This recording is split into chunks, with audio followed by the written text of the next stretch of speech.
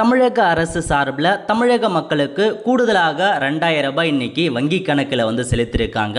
இந்த அமௌண்ட் யாருக்கு செலுத்தியிருக்காங்க இதை பற்றி பார்க்குறதுக்கு முன்னாடி இதற்கு நம்ம பேஜை ஃபாலோ பண்ணலாம் அப்படின்னா மறக்காமல் ஃபாலோ பண்ணுங்க. ஓகே, அதாவது கலைஞர் மகளிர் உரிமை தொகை திட்டத்தின் மூலமாக கோடைக்கால சிறப்பு நிதி 2000 ரூபாய் எப்படி வழங்கினாங்களோ அதேமாரி விளிம்பு நிலையில் இருக்காங்க பாருங்க, அவங்களுக்கும் சிறப்பு நிதியாக 2000 ரூபாய் இன்னைக்கு தமிழக அரசு வங்கி கணக்கில் வர வச்சிருக்காங்க. அதாவது மாற்றுத்திறனாளி, முதியோர் ஓய்வூதியம் வாங்குறவங்க, கைம்பெண்கள், திருநங்கைகள் அந்த மாதிரி பென்ஷன்லாம் வாங்கிட்டு வராங்க பாருங்க, அவங்களுக்கு 2000 ரூபாய் எக்ஸ்ட்ராவாக போட்டு இன்னைக்கு சிறப்பு நிதி வழங்கியிருக்காங்க. யூஸ்வலாக மாற்றுத்திறனாளிகளுக்கு 1500 ரூபாய் மாதம் மாதம் வழங்குவாங்க. இன்னைக்கு 2000 ரூபாய் எக்ஸ்ட்ராவாக போட்டு 3500 ரூபாய் பார்த்தா வர வச்சிருக்காங்க.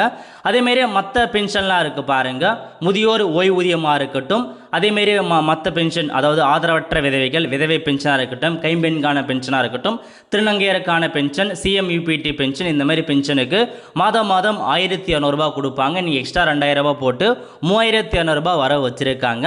அதேமாரி பார்த்தீங்கன்னா பராமரிப்பு உதவித்தொகை பெற மாற்றுத்திறனாளிகளுக்கு 4000 ரூபாய் இன்னைக்கு கொடுத்துருக்காங்க.